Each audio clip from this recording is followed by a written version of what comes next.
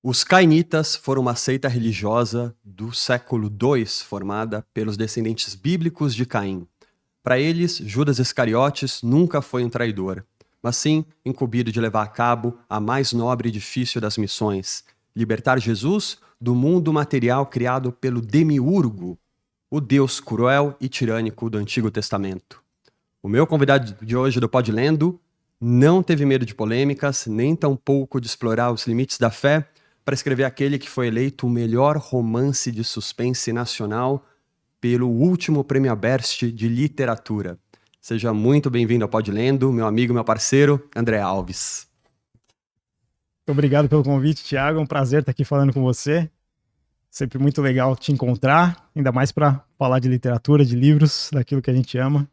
Prazerzaço estar aqui. Sem dúvida. André, até o final do programa, prometo para você que está assistindo, que o André vai responder pra gente se Judas traiu ou não Jesus.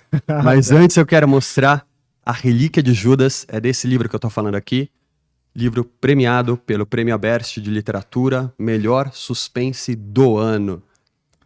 Conta um pouquinho sobre esse trabalho aqui, André. O que o leitor encontra em Relíquia de Judas? A Relíquia de Judas é uma história, né, um suspense, um thriller, nessa linha de conspiração religiosa, né? É uma história que mistura um pouquinho de fato histórico com ficção. É algo que eu gosto muito de fazer nas minhas histórias. E ela parte da premissa de uma relíquia relacionada ao apóstolo Judas Iscariotes, aquele conhecido por ter traído Jesus, né? Essa relíquia foi encontrada numa escavação arqueológica clandestina e trazida para o Brasil, né? Na intenção de ser vendida no mercado clandestino. E aí dispara uma corrida aí de vários grupos, né, com interesses distintos por essa relíquia, por uma outra relíquia também que é roubada durante a história, né? Uhum. E aí envolve uma seita de fanáticos milenar, que o Thiago já bem mencionou aí no início, que são os cainitas. A Polícia Federal, a Delegacia de Combate a Crimes contra Patrimônio Histórico, ela auxilia a Interpol na busca por essa relíquia. E na história a gente vê também que o ponto mais sensível é a tentativa de salvar a vida de uma criança, né? Que é sequestrada por essa seita aí, que pretende fazer um sacrifício com ela, né? E um ritual aí que vocês vão descobrir além da história. Não vamos dar spoiler, mas podemos falar que não são coisas boas. Exatamente. Né? André, me diga, de onde vem a inspiração? Porque você traz diversos elementos, né? Você consegue ver nuances de Código da Vinci, aqui, por exemplo. Você consegue ver o melhor do thriller policialesco aqui. Como que você foi pincelando essas referências para construir a Relíquia de Judas? Cara, eu sempre gostei de consumir muito esse tipo de história, né? Como você mesmo falou aí, o Código da Vinci, Anjos e Demônios, essas histórias que flertam entre religião e thriller e suspense, sempre me chamaram muito a atenção, né? E eu confesso que eu tenho um desvio de caráter, que eu sou um consumidor árduo do History Channel. Então lá a gente tem muito documentário que, assim, viaja bastante, assim, com teorias e isso, de certa forma, assim, tem muita coisa imprecisa historicamente, mas que, de certa forma, me inspira também, né? Que aguça a imaginação. Fala, e se isso fosse verdade? E se algo desse tipo fosse encontrado, né? Como isso impactaria a nossa sociedade, né? O mundo, né? Que forças teriam interesse em participar disso? Então, são esse tipo de coisas, assim, que me inspiraram, né? E assim, tem um pouco do meu trabalho também, né? Porque eu trabalho na Justiça Federal, eu trabalho em parceria, né, com a Polícia Federal. Então eu tô sempre batendo um papo com eles lá. Conheço algumas pessoas que trabalham justamente na delegacia que o meu protagonista aí trabalha, né? Que é a Delegacia de Combate ao Crime contra Patrimônio Histórico. Então, essas conversas, né, essas histórias que eu costumo consumir é que me inspiraram aí a produzir essa obra. Maravilha, diversas fontes de matéria-prima, né, André? Exatamente. André, você falou que trabalha na Justiça Federal. O que exatamente você faz na Justiça Federal? No momento, eu estou como diretor da Divisão de Arquivo e Depósito. Então, a gente é responsável por todos os processos arquivados, né? Os processos físicos, que ainda tem muito processo em papel na Justiça. Ainda tem? Ainda tem muito. Tá. Se a gente fosse dar um percentual, você saberia dizer mais ou menos? Hoje, metade ainda é papel. Dá pra gente ter uma ideia? Não. Eu não saberia te dizer se metade, talvez um pouco menos, porque assim, muito processo, a partir de alguns anos para cá, tudo já inicia-se já no meio digital, né? Perfeito. Mas assim, a Justiça Federal tá aí há mais de século, né? Então a gente, inclusive, tem processos, a gente tem uma área de museu lá que cuida de processos históricos, disputas por patrimônio de escravos, coisas desse tipo. Peraí, não. Isso daí, vamos aprofundar um pouco mais nesse tema. Como que é disputa por escravos? Exatamente. A gente tem, lá no nosso galpão, lá na Presidente Wilson, a gente tem um departamento que cuida justamente de processos históricos, né? Uhum. São processos mais antigos, certo, ou processos não tão antigos, mas que têm uma relevância assim para a sociedade, uhum, como por exemplo o processo do Vladimir Herzog, sim, coisas desse tipo. E a gente tem o mais antigo que a gente tem lá é uma disputa, é um pleito por propriedade de um escravo. Que loucura. É um processo antiquíssimo, né? E vamos lá. Hoje não existe uma escravidão no Brasil. Então, como que seria uma resolução possível desse processo? No momento em que ocorreu essa disputa, né? Eles era ver quem comprou, filho de quem era. Que barato. O pai era propriedade de quem. Era esse tipo de discussão que se fazia, né, naquela época. Que loucura, que loucura. Algo que hoje pra gente é surreal. É impensável. Apesar de que a escravidão se foi, mas os resquícios da escravidão ainda permanecem, né? Sem dúvida mas alguma. Esse tipo de pleito, hoje pra gente, soa muito surreal, né? A escravidão oficializada deixou de existir, exatamente, né? A informal continua, infelizmente, muito forte. André, você traz muito dessas referências do trabalho, né? Eu lembro que a gente comentando um pouquinho antes de entrar aqui no podcast, você contou um caso de passaportes apreendidos que serviram de pano de fundo para uma das suas noveletas, que é O Trampo. Exato. Me conta um pouco dessa experiência específica dos passaportes e como você conseguiu linkar isso com essa história, utilizá-la como matéria-prima para essa história. Legal. Quando eu escrevi O Trampo, eu ainda não era o diretor da divisão, mas eu já trabalhava na seção de material apreendido, né? No depósito judicial. E a gente recebe coisas lá, assim, incríveis, né? Assim, de todo tipo. Qual que é mais bizarra? Cara, tem desde material de uso erótico. Você pode imaginar o tipo de coisa que a gente recebe lá. Mas teve algumas coisas assim. Teve inclusive um evento que eu fui com o pessoal da Berst, uma feira que a gente foi lá na freguesia do Ó, em que eu tava conversando sobre isso com o Rafael Steck também, que é um escritor muito, muito bacana. Fera. E eu mostrei para ele umas fotos porque naquela mesma semana tinha sido apreendido um material, porque assim, o material que é apreendido em aeroporto, ele vai pra gente lá, né? Tudo. Então, às vezes, eles estão... Porque eles apreendem coisas que muitas vezes não tem a ver com o crime. Às vezes é suspeita de tráfego internacional de drogas ou de tráfego internacional de pessoas também, que acontece muito. Certo. E aí eles apreendem o suspeito no aeroporto e tudo que tá com ele, às vezes é apreendido, mochila com um monte de coisa. E aí era um pessoal... Eu não lembro de qual país exatamente que era, não lembro se era Bolívia, se era Peru. Foi apreendido um material com eles, umas bolsas, né? E levaram pra gente, e a gente recebe, faz a catalogação disso e armazena, né? E quando a gente tava abrindo aquilo, tinha umas estátuas feitas de osso. Uau! A gente até ficou na dúvida se havia um risco de ser osso humano, mas não era osso de animal. E eram umas pequenas estátuas, assim, de uns pumas, sabe? Uns tigres, algumas coisas assim, todas feitas de osso.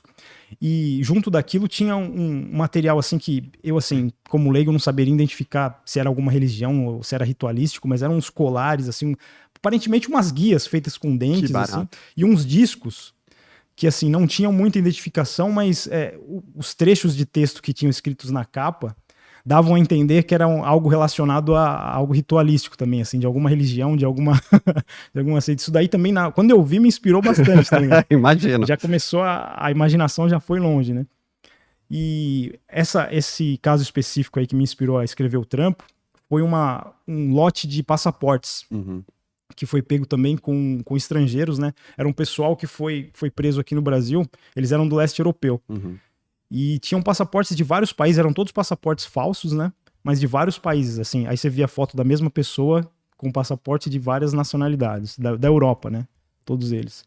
E aí aquilo, eu lembro que eu comecei, porque eu sempre fui um cara muito curioso, né? Até, escritor é natural. Obrigatório até, né? E aí eu sempre que pego esse tipo de material, que pegava, né? Agora eu já não trabalho tão diretamente com isso. Eu tinha curiosidade de ver, às vezes a polícia traz o material e traz também às vezes em papel mesmo, parte da perícia que já foi realizada. Perfeito. Então eu sempre tive curiosidade de olhar, ver que processo se trata do quê, o que a perícia identificou aqui nesse material. E isso sempre, assim, fez a minha imaginação voar, né? Então esses passaportes, eu não lembro exatamente qual era o contexto, mas tinha a ver com tráfego de pessoas. Uau. Para trabalho de cunho sexual na Europa, né? Esse tipo de coisa. Mas aí aqueles passaportes ficaram martelando na minha cabeça e eu falei, cara, como será que foi feita essa apreensão, né? Como é que eles chegaram nesses caras? E aí comecei a imaginar esse tipo de coisa. E aí o trampo, ele parte de um... Só dando um pouquinho do contexto do que se trata a história.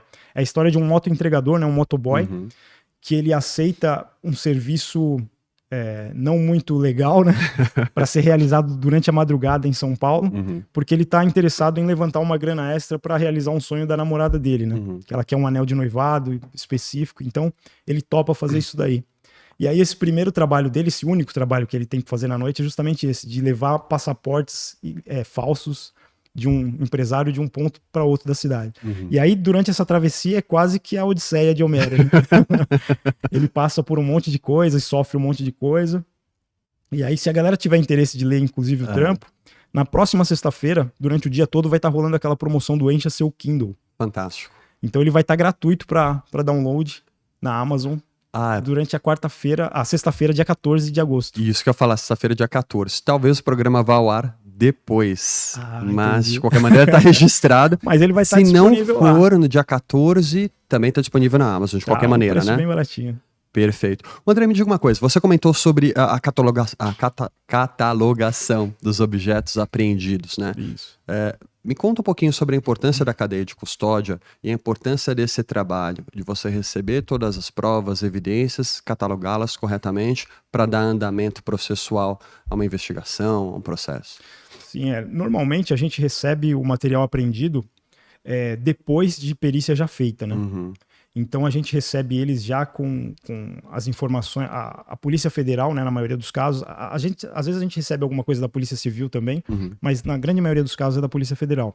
Então a gente já recebe um material que já foi periciado. Perfeito. Então a nossa função é guardar e aguardar a destinação desse material. Que muitas vezes ele pode ser devolvido para a parte, às vezes ela é absolvida, né, ou o material não tem relação com o crime, ele é devolvido. Às vezes ele vai para leilão, ou dependendo do material, muitas vezes vai para destruição mesmo, né? Perfeito. O juiz determinou, isso daí pode ser destruído porque não presta voltar à sociedade. Então a nossa função é isso, é garantir que não seja danificado, que seja guardado em boas condições e de que seja fácil acessado facilmente, né? A gente tem que ter a localização dele exata para... Muitas vezes é preciso fazer uma nova perícia. Às vezes, os recursos que vão rolando no processo, né? A gente recebe uma quantidade enorme de material eletrônico, né? Por exemplo, computadores, celulares, HDs de computador, né? Então, muitas vezes eles precisam, em tal HD lá tem uma quantidade enorme de informação, a polícia copiou o que podia, de repente falaram, tem alguma coisa aqui que não tá legal, vamos precisar extrair de novo os dados, então ele precisa estar numa condição, não pode ser danificado de forma alguma, né? Com a importância do processo. Com certeza. André, você citou a Interpol agora há pouco, né? Você costuma se relacionar com o pessoal da Interpol? Você pode citar algum contexto que vocês trabalharam em conjunto? Como que é? A gente não tem tanto trabalho em conjunto com a Interpol, porque a Interpol, eu não sei se a galera, principalmente o pessoal de casa, nem sempre tá, porque eu mesmo não sabia como é que funcionava esse contexto, né? Os agentes da Interpol que trabalham no Brasil são agentes da Polícia Federal que são destacados para ajudar essa organização que é multinacional, né? Então eles têm aqui no prédio da Polícia Federal de São Paulo, lá na Superintendência na Lapa, tem um andar em que tem umas salas onde fica o pessoal destacado da Interpol, né? Então, assim, eles têm algumas coisas também que envolve crime federal que foi executado aqui no Brasil, né? Então eles levam algum material pra gente também, mas é muito pouco. Então o contato de trabalho é muito pequeno com eles. Eu tive um contato maior na pesquisa do livro, né? Da Relíquia de Judas, porque um dos personagens, até um dos personagens mais importantes, é um agente da Interpol que vem de fora, né? Um chileno que estava trabalhando na Europa e vem pro Brasil para atuar nesse caso, aí na busca dessa relíquia. Então, para eu entender exatamente como é que funcionava o serviço deles, como é que é essa dinâmica com a polícia daqui, eu precisei pesquisar bastante. E não tinha fonte de pesquisa melhor do que conversar com os próprios agentes, né? Que bacana. Então, o pessoal foi receptivo? Como que eles te acolheram? O pessoal muito bacana. É mesmo? O pessoal muito bacana. Primeiro eu fui num dia de trabalho, inclusive, porque às vezes a gente tem que... O juiz determina que o material seja devolvido para a polícia, porque a polícia tem alguma outra ação para realizar com aquele material. Então, como eu já estava trabalhando no livro, eu uni o útil ao agradável, né? Um dia que a gente precisou levar um material lá, eu fui junto. E aí eu conversei com o pessoal, já tinha adiantado para eles, não, eu tô escrevendo um livro assim e preciso desse apoio aí, se vocês puderem me ajudar. Eles falaram, não, vem aqui, a gente conversa. E aí eu fui conhecer primeiro o delegado, que também se chamava Alexandre, que era o delegado da Delegacia de Combate ao Crimes contra o Patrimônio Histórico, que é uma delegacia que não existe mais. Eles reestruturaram lá o esquema de trabalho da Polícia Federal. Essa delegacia específica não existe mais. E aí eu conversei com ele, expliquei a história, e eu, na verdade, eu nem sabia exatamente como funcionava o esquema da Interpol aqui. Eu ia perguntar pra ele, tentar tirar essas dúvidas, e aí quando eu comecei a entrar nesse assunto, ele falou, cara, pera aí que a gente tem o pessoal aqui embaixo. Eu falei, jura? Ele falou, vamos lá que eu vou te apresentar os caras. Pô, que maravilha, bicho. Aí a gente desceu, eu tirei um monte de foto lá, assim, não com o pessoal, nem das salas, mas do que foi possível. E aí bati um papo com eles contaram bastante história, e aí o agente que me... Não vou dar o nome dele agora, mas o agente que me atendeu lá da Interpol, ele contou algumas histórias e falou, cara, tem muito material pra você escrever sobre isso aqui, me deu um outro tema também que eu penso em explorar em breve. E aí ele falou bastante sobre essa questão de roubo de material, de patrimônio histórico, de obras de arte. Ele falou, cara, é onde mais se lava dinheiro nesse país, né? Roubo de patrimônio histórico e de obras de arte. Que barato, certo. Porque é algo que, assim, obra de arte é algo que não tem um preço estipulado, né? Com certeza. Então você consegue dar o valor que você quer ali, né? Então você pode dizer que, ó, recebi de forma ilícita 50 milhões de reais, como é que eu lavo isso? Eu compro uma obra de arte que vale 5, mas eu digo que paguei 200 milhões e agora eu tô vendendo ela por 300, entendeu? Ou pago 15, espero um ano, contrato um avaliador que fala que Exato. A arte foi apreciada, hoje custa 50. E contaram um monte de histórias, assim, das abordagens policiais que eles fazem, de como que eles coletam a informação, achei muito legal. Inclusive, quando eu tive esse papo com essa galera, eu tive que reescrever um bom trecho do livro. Qual, em particular? Porque, assim, a chegada do agente, é o Sebastian, né? Que é o agente da Interpol que vem pro Brasil. Eu tinha descrito ele como... Era uma cena, né? Onde logo depois que ele desembarca em Guarulhos, ele se estabelece no hotel que ele tava lá, ele parte para ele vai fazer uma diligência. Então ele sai e ele vai investigar um caso que teve um assassinato, né? No início do livro tem um assassinato. Isso. Ele vai investigar isso daí e ele tava armado. E aí eles comentaram, não é assim que funciona, não. Ele falou, cara, um policial, um agente da Interpol estrangeiro, ele é policial federal no país dele. Aqui ele não tem autoridade nenhuma. Ele é um consultor, sabe? Ele não tem autoridade, ele não pode andar armado assim, fazer diligência, ele não tem jurisdição aqui, assim, dessa forma, né? Que barato. Aí eu falei, porra, então você já fazer tudo isso aqui. Eu falei, cara, mas como é que funciona? Ele falou, ele explicou, ele falou, ó, existem alguns casos específicos onde eles acompanham a polícia daqui, por isso que eles destacam policiais federais de cada país para fazerem parte da Interpol, né? Então, apesar de eles trabalharem para a Interpol, quando eles estão atuando em campo, eles são policiais federais do Brasil, né? E é uma coisa que eu não tinha ideia, né? Pois é. E é difícil a gente acessar esse conteúdo aqui no Brasil, né, André? Seja em formato de literatura, seja em formato de documentário, filme. Ou você tem indicações de alguns filmes que ajudam a gente a compreender um pouco melhor as dinâmicas das polícias. Porque muitas vezes a gente percebe até uma certa dificuldade em entender o papel. Poxa, o que compete à Polícia Federal, o que compete à Polícia Civil, a Militar, a Guarda Civil Metropolitana. Parece que existe uma escassez de material que nos dê acesso a esse conhecimento, né? Você tem sugestões de como a gente pode alimentar? Isso é interessante porque, assim, a produção da ficção nacional, ela, não sei se infelizmente, mas ela bebe muito da ficção estrangeira, né? Sim. Então, muitas vezes, quem tá produzindo as histórias aqui, ele se inspira no que ele vê na televisão, em filmes americanos, e acha que funciona daquela mesma forma. E aqui tem nuances, assim, que são muito distintas, né? Então, assim, eu vou começar com um contra-exemplo, né? Dizendo aonde não buscar essas informações. Principalmente nas novelas, cara. As novelas, elas forçam bastante, assim. Misturam competência, assim. E eu acho bizarro, porque, assim, é algo que tem audiência nacional, assim. Tá todo mundo assistindo aquilo. E, às vezes, eles não têm esse cuidado de polícia militar fazendo trabalho da polícia civil. Tudo se misturando. Mas a gente tem algum material bom, né, cara? A gente tem, o mais famoso é a Tropa de Elite, por exemplo. Sim. São filmes em que eles mostraram não só a realidade, mas mostraram como é que funciona a disputa, né, de território entre as polícias, o que é competência de um, o que é competência do outro. Mas a gente tem outros séries nacionais, agora tá saindo bastante coisa, né? Muito. Muita coisa bacana. E tem material que é fiel, né? Aham. E tem aqueles que a gente tem que olhar com Exatamente. bastante atenção, né? André, você é cria da Zona Leste de São Paulo. Nós estamos aqui na ZL, você é nascido e criado na Penha. 44 anos de Penha. Exatamente. Como Penha e São Paulo influenciam o teu trabalho literário? Ah, cara, eu sou muito suspeito para falar dessa cidade. Eu acho que essa cidade é inspiradora, né? Porque aqui a gente tem todos os universos, né, cara? Uhum. Todos os universos, assim, quando você fala em qualquer perspectiva, assim. Você tem desde da pobreza extrema Sim. até a maior quantidade de bilionários desse país está concentrada nessa cidade, né? Então, tanto é que o meu primeiro livro, eu exploro um pouco esse universo dos bilionários de São Paulo, né? No Agenda Negra. E a gente tem instaladas, assim, por regiões da cidade, as diversas culturas, né? Então você Sim. tem uma concentração muito grande da cultura japonesa, da cultura italiana, da cultura africana. No Trampo, inclusive, um núcleo da história se passa na comunidade africana no centro de São Paulo. Então, assim, qualquer tipo de história que você quiser escrever, você tem material em abundância aqui nessa cidade, né?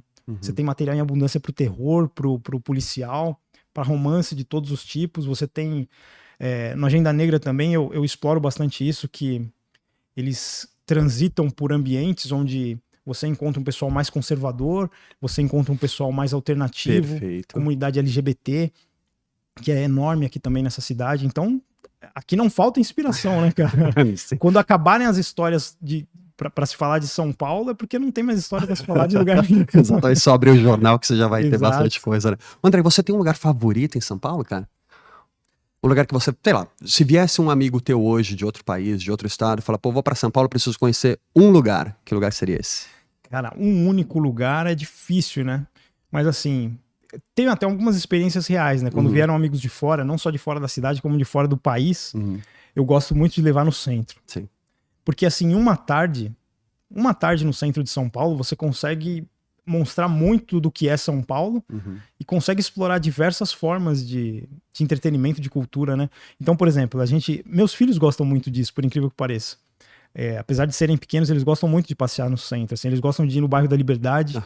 Maravilhoso. Porque, assim, aquela mistura de todos aqueles sabores diferentes, né? E eles gostam de ir naquelas lojinhas com produtos asiáticos e tudo mais. Então, ali numa tarde, você pode ir na Liberdade, você pega 2, 3 estações de metrô, que é 10 minutos, você tá no mercado municipal, você vai na Estação da Luz. Nas férias agora eu levei eles para fazer esse roteiro. A gente comeu no mercado municipal, foi na Liberdade comprar as tranqueirinhas que eles gostam lá e foi na Estação da Luz visitar o Museu da Língua Portuguesa, que é anexo ali. Pô, fantástico. Então, tipo, numa tarde, assim, em poucas horas, você faz um passeio muito bacana, né? Se vocês quiserem fazer um tour por São Paulo, só procurarem o André no Instagram, TikTok também, né, André? No Instagram e no TikTok. E reservar o tour pelo Centro Histórico de São Paulo, é isso? Exatamente. Dá pra gente fazer o tour dos livros, né? Pois Passar é. Pelos Fica feita a provocação, ó. Vamos ver se a gente marca isso, hein, André? Vamos sim. Você falou que você tem 2 filhos. É um menino e uma menina, é isso? Eu tenho um casal. É o Davi, de 13 anos, né? Que é autista nível 2 de suporte. E a Alice, que tem 10. Fez 10 agora no mês passado. Como eles te inspiram, facilitam, dificultam o processo literário, André? Pro trabalho de escrita, é uma relação de amor e ódio intensa, né? Porque eles me inspiram muito, né? Me motivam muito, assim, mas é uma batalha, né? Você conseguir dividir essa atenção, né? Porque eu trabalho alguns dias em teletrabalho, eu trabalho em casa, e aí divido a atenção do trabalho um pouquinho com eles também, né? O Davi tem essa questão do autismo dele, onde ele tem essa necessidade de passar por diversas intervenções. Então, nos dias que eu trabalho em casa, são os mesmos... Na verdade, é meio home office, meio clínica office.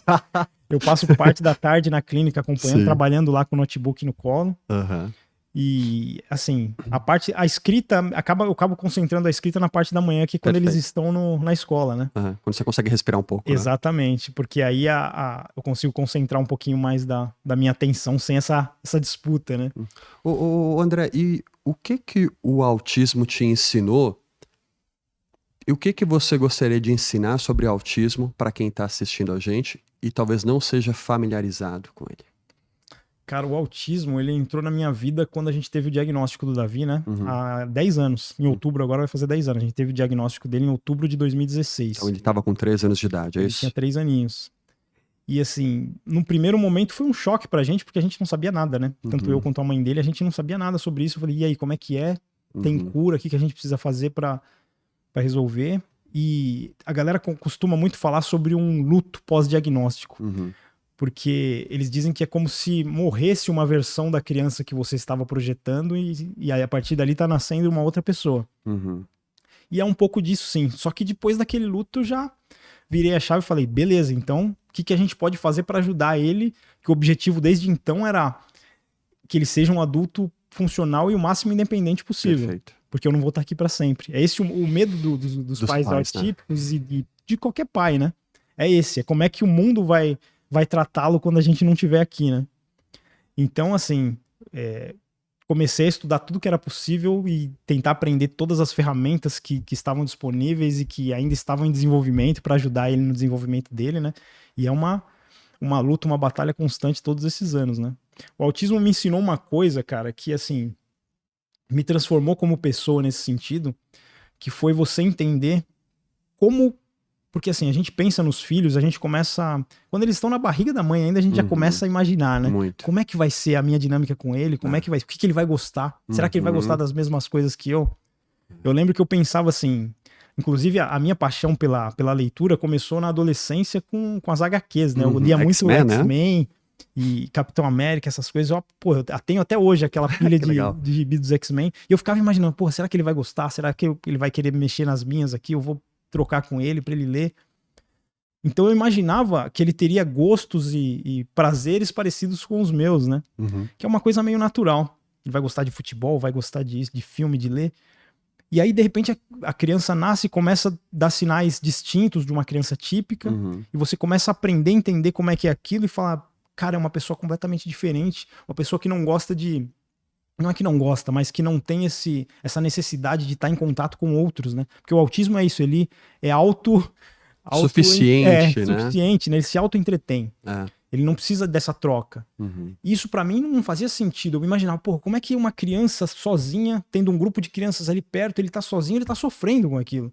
Aquilo me machucava. Então eu tive que aprender e entender que não, ele tá feliz daquele jeito ali. Aquilo... Que barato, André. Então você vai se descobrindo e a cada dia você vai falando, cara, eu vou me questionando e me realimentando com essa informação, né? Não, peraí. Pra mim isso é necessário, pra ele não é. A necessidade dele é diferente, a perspectiva que ele tem do mundo é outra. Então você começa a criar uma empatia que eu achava que tinha, mas que eu aprendi que é algo muito diferente e pode ser muito maior, né? Então isso me transformou de uma certa forma. Que bacana. Porra, André, além de um escritor fenomenal, você é um puta de um paizão, meu irmão. Eu faço o que eu posso, né? A gente faz o melhor. Não, você também que é pai de uma menina sabe bem como é que é nessa luta. Tentamos, André. E me diga uma coisa, quem não é familiarizado com o autismo, que ensinamento você pode dar para essa pessoa? Que dica você pode dar?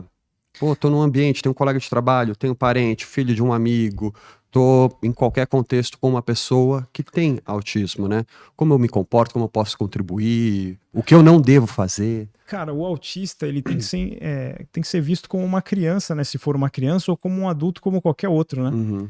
Então, assim, o primeiro ponto, assim, que às vezes chama a atenção das pessoas é tentar entender que aquele comportamento dele é uma característica inerente a ele, né? Perfeito. Ao autista. Não é uma falta de educação. Depende da vontade dele, O fato dele não te olhar, o fato dele não te responder até quando você pergunta, quando tenta cumprimentar, não é uma falta de educação. É uma rigidez comportamental que é natural do autista, né? Então, muitas vezes, isso às vezes pega as pessoas, aquele garoto é mal educado, entrou, não cumprimentou ninguém, não olha pra ninguém.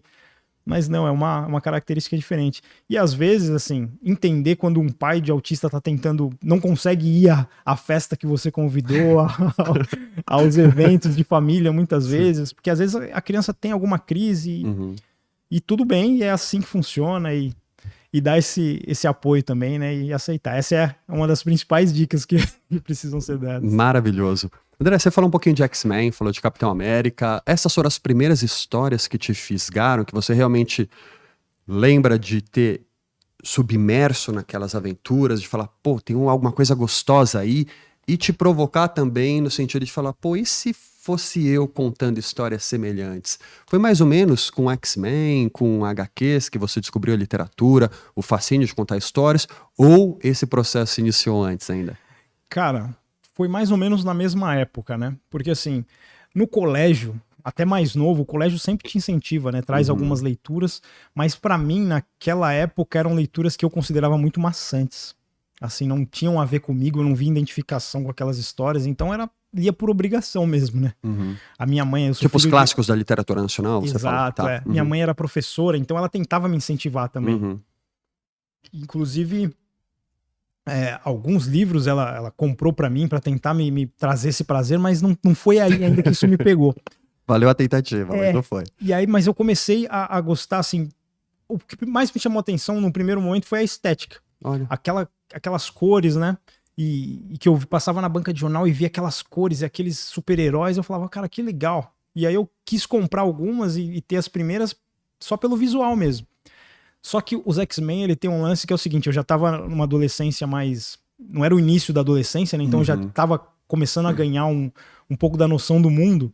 E os X-Men, ele trabalham algumas questões que vão um pouco além daquele super-herói lutando contra um super-vilão, né? Sim. Eles discutem muita coisa interessante. Então aquilo já começou a me pegar.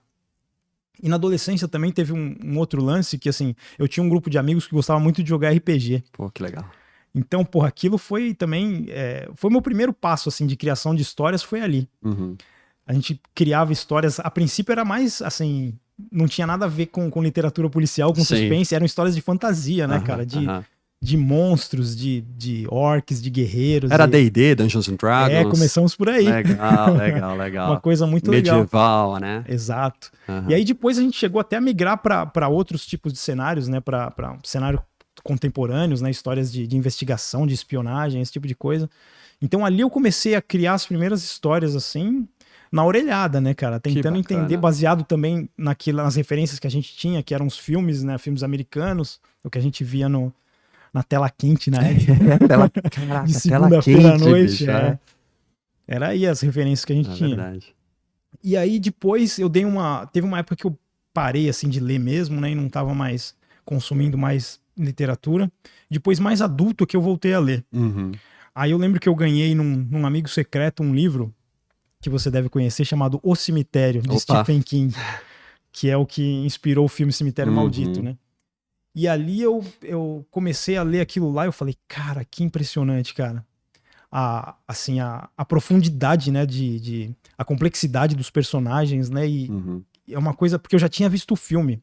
Então quando eu li o livro, eu fui com aquela ideia de que, cara, eu vou rever aquela mesma história, só que é uma profundidade muito maior, né, cara? As nuances de cada personagem, a facilidade que o Stephen King tem de fazer você realmente conhecer aquela pessoa como se fosse uma pessoa real, né? Quase tocá-la, né? Exato. E aquilo me impressionou e aí eu comecei a consumir literatura de suspense, de terror, literatura policial.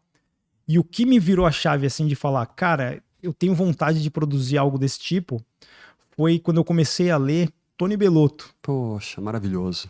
A literatura policial do Tony Bellotto, com o Bellini. Eu comecei a ler alguns livros do Bellini. O Bellini é Esfinge. Detetive particular aqui em São Paulo também, né? Exatamente. Tony ambienta. Justamente por conta disso, cara. Porque era um personagem assim que eu falei, cara, ele não é um super-herói. É um cara de carne e osso com os seus defeitos, com as suas nuances. E é um cenário conhecido, cara, onde você fala, porra, ele passou por aqui, eu passei por aqui essa semana também. Então, aquela conexão, aquela identificação me pegou muito, assim. E as histórias do Tony Bellotto são muito legais. Maravilhosas, né? A musicalidade traz muitos elementos do blues, né? A Bellini Exato, gosta muito de o blues, Bellini é né? fã Eu peguei de blues. muita referência, eu descobri muitos artistas de blues bom, por causa do Bellini, cara. E aí eu comprei alguns livros dele, depois eu emprestei para um amigo meu, e eu comecei um amigo de infância, e eu comecei a trocar uma ideia com ele. Esse amigo, o sonho dele era ser policial civil. Poxa. Então ele estava começando a estudar para prestar concurso da Polícia Civil. E aí a gente começou meio que junto a explorar essa literatura policial. E aí eu emprestei todos os meus livros para ele do Bellini, ele começou a ler, ele falou, cara, que legal isso aqui, cara.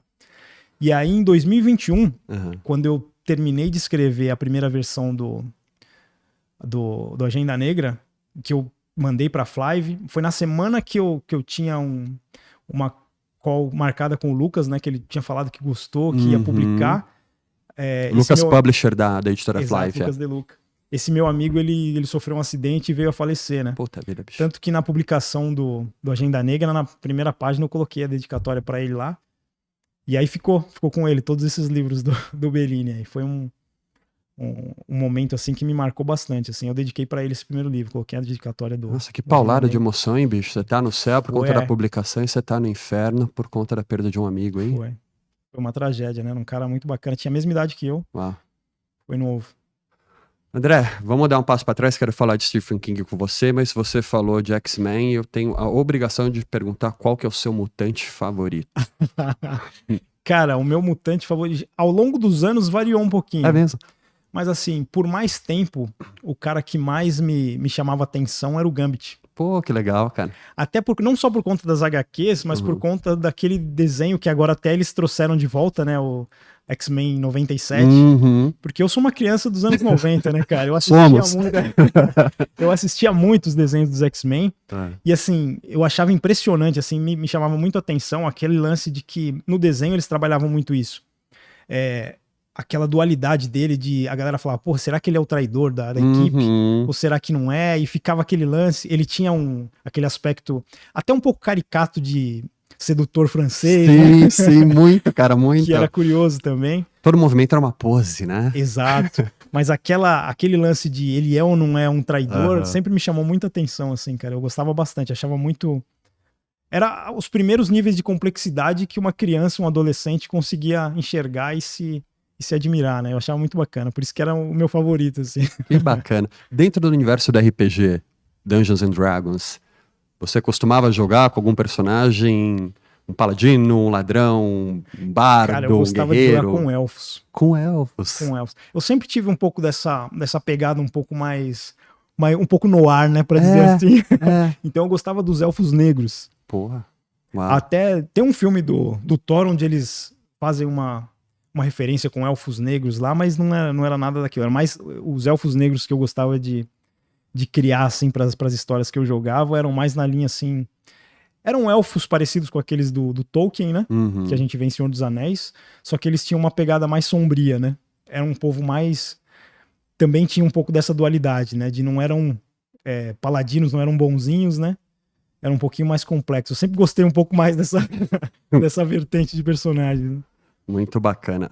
André, eu quero pegar um trecho do teu livro, que eu acho que ele reflete muito o potencial da sua escrita e também se comunica muito bem com a camiseta que você está usando agora.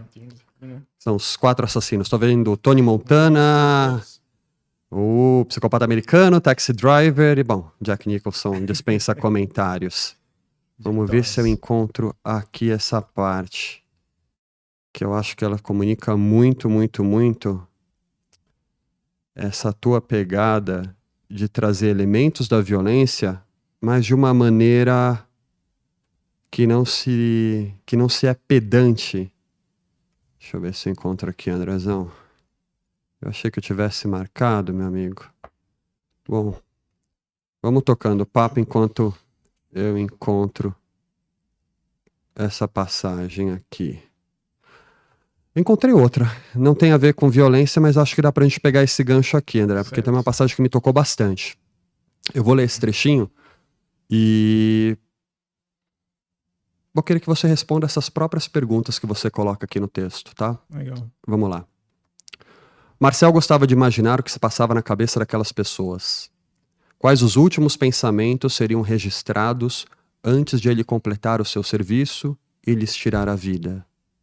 Será que ao chegarem do outro lado eles teriam ciência dos motivos que levaram às suas mortes precoces? O texto continua, mas a minha provocação para você, André, é quais provavelmente seriam os últimos pensamentos de André se ele tivesse o privilégio de pensar por conta própria, prestes a morrer? Ah, cara, os últimos pensamentos, eu acho que, bom, isso é algo complexo, né, cara? Porque, assim, a morte é um mistério ainda pra nós, né? porque no livro eu falo bastante de religião, porque a religião, ela, no fundo, nasceu com essa finalidade, né? De dar uma resposta para essas perguntas que a gente se faz, né? Do que vai ter depois, para onde a gente vai, com quem a gente vai se encontrar. Então a religião, ela vem para trazer esse conforto, né? Pra gente não ficar com não viver uma vida achando que não tem propósito nenhum e de que não vai para lugar nenhum e que só desliga a chave, né? Mas eu acho que, assim, no meu último momento, eu acho que o que passaria pela minha cabeça não seria o que vem depois, né? Eu acho que seria mais o que veio antes. Olha. O que aconteceu durante a minha vida, né? Se eu conseguir ser uma pessoa digna de ter pisado nessa terra, se eu conseguir preparar principalmente os meus filhos, né, para seguirem essa vida da melhor forma, né, de que consigam conviver com o que não é bom no mundo e de que consigam trazer para o mundo o que é bom. Eu acho que é para isso que eu crio eles, né? Eu acho que a minha principal pergunta que viria na minha cabeça seria essa, né? E eu espero que quando chegar esse momento eu possa ter uma resposta positiva, né? Sim. Possa dar aquele último respiro de forma tranquila, assim, saber, cara, o que eu pude fazer eu fiz. Se despedir leve, né? E falar, deixei sementes aqui para que esse mundo possa ser um tiquinho melhor, né, daqui para frente. Isso que seria, meu pensamento seria nessa linha, eu acho. Muito bacana. André, qual que é a tua relação com Deus? Você segue alguma religião? Tem um caminho próprio? Cara, eu sou um cara espiritualizado. Eu acredito em Deus. Assim, se fôssemos aprofundar nesse tema, eu diria que eu tenho uma religião muito específica minha, né?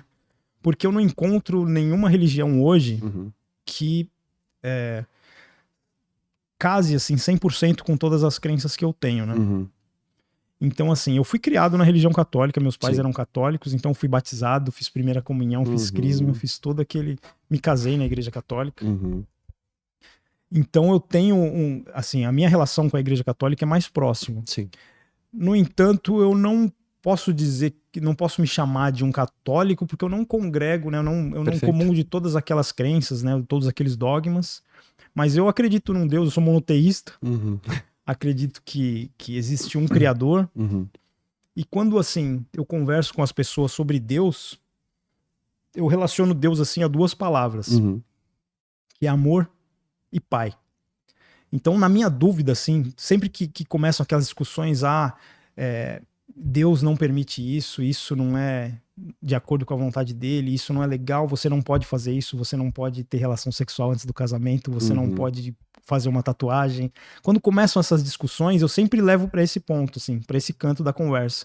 Eu paro e penso, eu falo, cara, de alguma forma isso é contra o amor que Deus colocou na gente? Bacana. Ou então, assim, Deus como um pai, que visão que ele ia ter? Quando eu tenho alguma atitude para tomar, ou quando eu peço alguma coisa, às vezes a gente fica naquela, porra, eu oro tanto, por que isso não aconteceu comigo? Eu tento enxergar ele como um pai enxerga um filho, né? Eu falo, cara, meus filhos me pedem um monte de coisa também, às vezes eu quero que eles alcancem aquilo, mas eu também não entrego dessa forma, sabe? Eu quero que eles se desenvolvam. Então, assim, eu sigo dos mandamentos da Igreja Católica, eu sigo aquele que é ame ao próximo como a si mesmo. Né? Então esse pra mim resume tudo. Nem precisa dos outros. Porque engloba os outros, né, automaticamente. Se você amar o próximo e amar a si mesmo e tentar balancear esse amor da mesma forma, eu acho que, cara, você transita por qualquer religião ou por qualquer não religião e você vai ser uma pessoa bacana. Sem dúvida. Falando agora dos deuses da literatura, você já citou dois, né? Um internacional, Stephen King, um nacional, Tony Bellotto. Quem mais inspira o André Alves hoje? Cara, tem bastante gente que me inspira. Assim, falando dos de fora, eu li bastante coisa, assim, que eu gostei muito da literatura nórdica, né? Do policial nórdico, principalmente John Nesbo. Eu gosto bastante. Vou falar mais dos daqui, né? Que a gente tá precisando mais, assim, de divulgação da literatura nacional, né? Os de fora todo mundo já conhece.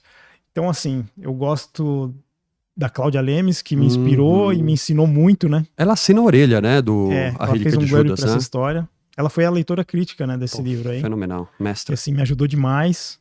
E eu gosto de muitos outros aqui, né? Gosto de Tiago Barroso. também sou fã.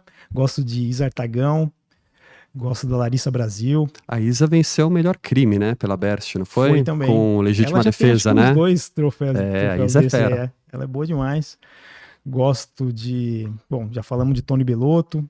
Gosto do Vitor Bonini. Uhum. Livro novo também, né? É, Crime no Crime no Copan, se eu não me Copan. engano, Ainda né? não li, mas Também não tá na li. minha fila. Ah, com certeza. Adoro tudo do E Bonini. tem aquela galera, né? Nossos colegas de Abertis, tem muita gente boa, né, cara? Tem o Marcelo, que eu tô pra ler agora, o Marcelo Trigueiros. Poxa. Uhum. Com o Matadouro, né? Esteve aqui com a gente. Que é incrível. E tem uma galera muito boa lá. Na Berst, assim, na Flive também tem muita gente boa, né? Ô André, e você mergulhou no universo da literatura pelas HQs. Falamos então de X-Men, passamos rapidinho sobre Capitão América, falamos de RPG, universo medieval, fantasia. E, no entanto, quando você senta para escrever, a gente fala de suspense e crime. Em que momento houve essa migração do universo de fantasia, do universo das HQs, dos super-heróis, para escrever algo mais mundano, mais no ar, mais cínico, mais pesado do ponto de vista de retrato da sociedade? Cara, como eu tava com essa vontade, né, de escrever e de colocar as histórias que giravam na minha cabeça no mundo, acho que o start, assim, para eu começar a escrever e tentar produzir uma história foi a pandemia, né, cara? Foi? Porque foi um momento, assim, porque eu sou um cara bem ativo, assim, né? Do ponto de vista físico. Eu gosto muito de pedalar, sempre gostei muito de jogar futebol. Então eu jogo 2 vezes por semana. E na pandemia, tudo isso... Joga bem, André? Cara, há quem diga que já fui melhor, né, quando era mais novo. Mas ainda eu sou um cara muito competitivo. Ah, é? Legal. Então eu me esforço, porque eu jogo futebol de campo e futebol de salão, né? Poxa, uau. E assim, tem uma galera, principalmente no futebol de salão que eu jogo, agora a galera deu uma renovada, então eu jogo com uma galera da faixa dos 20. Então você imagina que eu não sou pra correr atrás desses caras, mas eu sou um cara competitivo e teimoso. Então eu tenho que me manter fisicamente preparado para poder acompanhar. E pedalar também, você falou isso? Você pedala em algum lugar específico? Cara, eu gosto de... Até eu tenho um sobrinho que me acompanha em alguns rolês desses, assim. A gente sai da Penha e vai até a Paulista. Pô, que e depois delícia, volta. cara. A gente faz um rolê, assim, de umas 3 horas, assim, por São Paulo até lá e depois volta, né? É muito outro bacana. tour, pessoal. Um tour de bicicleta por São Paulo. Saindo da Zona Leste até... É cansativo, mas é uma delícia. Você vê bastante coisa interessante, né? E uma subidona, né? Até chegar a Paulista, né, a cara? A subida da Consolação é a pior de todas. É assim, dá pra queimar umas boas calorias aí nesse rolê. Que e assim, na pandemia, como não tinha mais o futebol, né? Pois é. Tudo tava fechado, eu comecei a investir um pouquinho mais no pedal, né? Que é algo que você consegue fazer sem contato com outras pessoas. Mas eu precisava ressignificar esse tempo, né? Principalmente o tempo de confinamento que a gente tava dentro de casa. E aí surgiu essa ideia de tentar escrever. Comecei a esboçar algumas coisas, também na linha do que eu tinha me inspirado com o Tony Bellotto. E aí os pontos de partida foi justamente esse, de que eu falei, cara, eu já não sou um especialista, ainda não era um escritor, né? Então eu precisava aprender, comecei a estudar, mas eu falei, cara, então eu quero partir de um ponto conhecido, pelo menos o cenário, eu vou partir de algo que eu domino, que é a cidade de São Paulo. Belíssima ideia, meu amigo. Então, já me poupa pesquisa, já me poupa arriscar, querer inventar coisas que não vão fechar depois, então eu já parto de um terreno conhecido. E aí, a partir daqui, eu vou escrevendo a minha história, né? Então, durante a pandemia que eu escrevi o Agenda Negra. Que bacana. Você comentou, Relíquia de Judas passou por leitura crítica da Cláudia Lemes. Nós dois estivemos juntos num curso com o nosso amigo Luca Creido, delegado em BH, excelente escritor também, precisa vir aqui no Pod Lendo. Você é um cara que estuda muito, né? Você trabalha com pesquisa, com arquivo, você gosta dessa coisa, né? De pesquisar, de ir atrás de formação. Quais outros cursos ou quais outros caminhos você seguiu que ajudou a lapidar a sua escrita, desde a pandemia até hoje? Cara, eu sou um cara, assim, que eu queria... Quando eu pensei em produzir livros, assim, né? Em escrever, eu sou um cara pretensioso também. Então, a minha ambição era produzir algo igual ou melhor ao que eu consumia. E assim, é uma jornada isso, né? Até você atingir a qualidade que você quer. Eu ainda estou nesse caminho. Pretendo chegar num nível que eu fale, caraca, isso é uma baita de uma escrita. E isso exige muito estudo, né? Como qualquer trabalho, né, cara? Eu encaro a escrita é um trabalho. Porque a gente vende esse produto, né, Sim. cara? Então ele tem que estar numa qualidade assim que as pessoas, quando consumirem aquela história, falem, caraca, que legal, gostei, quero ler mais desse cara. Uhum. Então isso demanda um estudo, né? Você sabe bem disso. Uhum. Então eu fiz alguns cursos, né? Tanto comecei assim, pesquisando na internet, fazendo aqueles cursos com as videoaulas gratuitas No YouTube, É, cara. Tem muita coisa boa exato. disponível. No Hotmart tem alguns cursos pequenos também que você vai Sim. caçando e vai aprendendo.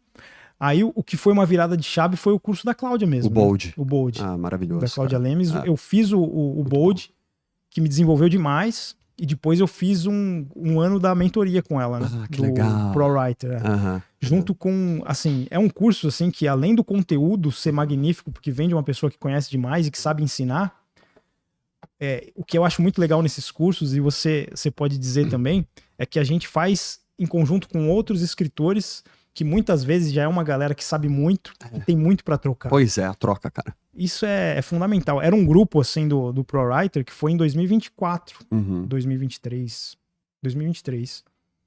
que era um grupo riquíssimo também, cara. Tem alguns escritores, acho que você vai conhecer, a Penina, a Ana Narras, a Isa Artagão mesmo tava lá, o Pedro Cadna.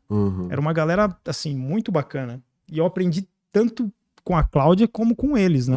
Então ali foi também um upgrade na minha escrita, assim, que não tem preço. E, assim, a gente vai pesquisando e trocando ideia, e a gente aprende muito lendo, né, cara? O escritor é onde ele mais aprende lendo. Muito. Você vai lendo os colegas e fala, cara, esse cara achou uma solução que eu não tinha pensado, assim. E riscando, post-it, anota e pega a referência, né? Eu não sei você, mas eu não consigo pegar um livro e não tocá-lo. Pra mim é obrigatório. O livro é a caneta, cara. Senão, se eu não tenho a caneta, eu acho que eu não consigo nem ler. É muito maluco isso, né? Que bacana. Eu não sou muito de riscar, mas eu tenho sempre... Meu bloco de notas no celular é assim, absurdo. Você usa muito o celular como ferramenta de escrita? Sim. Para anotações de ideia ou para bater texto mesmo? Eu não bato texto. Tá. Até porque, assim, por mais que a gente tenha ferramentas, né, que ajudam a melhorar, assim, a forma como a gente enxerga, a minha vista já não é das melhores. Aquela letrinha, aquele espaço pequeno não me ajuda tanto. É mais para guardar ideias. Às vezes uma frase que eu leio em algum lugar, eu falo, cara, essa frase... Eu já ouço um personagem falando aquela frase, porque é totalmente a cara dele, aí eu trago ali alguma referência. É mais ideias e pesquisa, né? Que bacana. Muito da sua pesquisa vem dos filmes também. Você tá com uma camiseta aí, 4 filmaços, os Psycho Killers. Desses 4, não sei se a câmera consegue pegar, mas se você tivesse que escolher um. Ah, com certeza. É uma obra polêmica, né? Porque o Stephen King não gostou. Não gostou da adaptação, né? Dessa adaptação. Mas, e foi feito pelo Kubrick, né? Quer dizer, não foi feito por qualquer um também, né? Mas o Kubrick, assim, ele tem é um cara, assim, que ele não... Pelo tamanho dele, assim, ele não se conteria em simplesmente retratar uma história já pronta, né? Exatamente. Ele tinha que criar algo dele, né? Exato. Mas eu acho uma história fascinante, assim. Tanto a do livro, quanto a adaptação, eu acho incrível. De Stephen King, você tem um livro favorito? É O Cemitério. O Cemitério mesmo, o teu primeiro. Que foi onde eu conheci ele, assim, e eu acho que traz muito do que ele é capaz de fazer. Assim, não resume tudo que ele é capaz, né? Porque ele é capaz de muito mais até do que aquilo. Mas, assim, eu acho que é uma bela coletânea das habilidades dele, assim. De criação de atmosfera, de criação de personagens, de enredo, né? E de como mostrar que a violência, ela não é só visual, mas o impacto que aquela violência tem nas pessoas, né? Uma morte, ela não é só aquilo que não é só sangue e gargantas cortadas e membros decepados, né? Mas é o reflexo que a pessoa que vê aquela morte tem e como ela carrega aquilo pela vida dela, né? O impacto, o trauma, né? Então eu acho que é uma história que resume bastante isso daí, que me impactou muito a primeira vez que eu li e, assim, eu carrego comigo ainda como aprendizado, né? Que bacana. Do Tony Bellotto, tem alguma história do Bellini em particular que você gosta? Cara, eu gosto... Cara, o Bellini e a Esfinge é uma história muito legal. Eu gosto muito. Mas é uma história que eu não li. Eu vi o filme. Depois eu comprei o livro, mas não li. Porque eu comprei junto com outros e já parti pros outros porque eu já conhecia aquela história. Até que você sabe que como pai, o nosso tempo livre para ler, ele reduz bastante. Qual o tempo livre, André? Exatamente, a gente tem que... O Wellington que tá aqui também, tá só... não é fácil, a gente tem que ficar criando tempo. Então o meu tempo de leitura reduziu bastante. Então, assim, eu escolho bem as minhas batalhas. Tem que ser, cara, tem que ser. As minhas leituras, elas são escolhidas a dedo. Então eu li Bellini e os Espíritos, e aquilo me pegou bastante, assim, Sim, muito bom. Porque a história é muito legal, ela flerta um pouco assim com o sobrenatural, né, de uma forma muito inteligente, eu achei.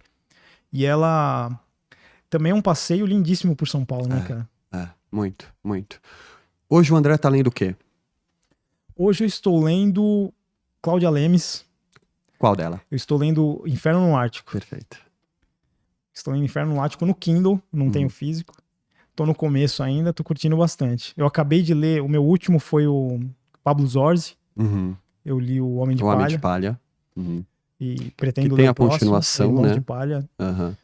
Eu terminei de ler e comecei na semana passada a ler o Inferno no Ártico. O Homem de Palha é tremendo, né? O Homem de Palha foi vencedor do Prêmio Aberte, eu não lembro também, qual ano, mas de melhor crime também. Tremendo livro. Eu acho que o Irmãos de Palha também tá classificado agora entre os semifinalistas também. Da 9ª edição, né? Que bacana. Ele também é um cara que é uma das referências nacionais também. É um cara que manda muito bem, o Pablo. Com certeza. André, quem quiser conhecer mais seu trabalho, quais são os melhores veículos? Cara, eu tô no Instagram, andrealves.escritor. No TikTok também, mesmo @ andrealves.escritor.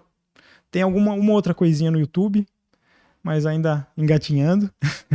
E tem a minha newsletter no Substack, onde quinzenalmente eu converso um pouquinho sobre as produções de suspense, sobre a minha visão da literatura. Também você acha no André Alves Escritor também no Substack. Maravilha. E André, não podia fugir da promessa que eu fiz para quem está assistindo a gente logo no começo da nossa conversa, que você iria nos responder se Judas de fato traiu Jesus ou não. Cara, essa é uma pergunta complexa, né? Parece muito simples, né? Todo mundo fala, claro que traiu, a certeza, mas a gente vê no livro, né, que existem correntes de pensamento que consideram isso algo não tão claro assim, né?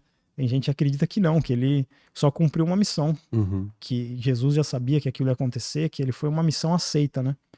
Eu, na minha humilde opinião, acredito que sim, foi uma traição.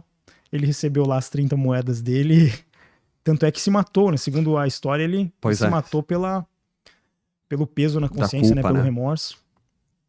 Fantástico. Então Judas é por aí. Traiu.